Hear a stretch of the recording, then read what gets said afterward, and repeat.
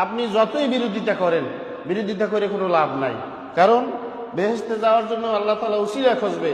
সেই সুবাদে আগেও বলছি, আজকেও বলি যে বাংলাদেশে 18 কোটি মানুষের মধ্যে মহিলা যদি থাকে অর্ধেক, এই অর্ধেক মহিলা 8-9 কোটি মহিলার মধ্যে 10 জন যদি জান্নাতি মহিলা থাকে, এর মধ্যে প্রধানমন্ত্রী শেখ হাসিনা এই 10 জন জান্নাতি মহিলাদের মধ্যে একজন জান্নাতি মহিলা।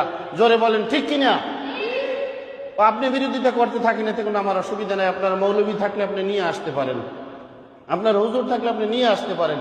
এজন্য আমি প্রস্তুত আছি, আমি বুঝিয়ে দিব যে প্রধানমন্ত্রী শেখ হাসিনা কিভাবে জান্নাতি মহিলা। আমি বলছি আমি ভবিষ্যতে আরো বলবো, যদি শেখ হাসিনা জান্নাতি মহিলা না হতো, যদি সে ভালো মহিলা না হতো, তাহলে আপনি বসেন আপনি।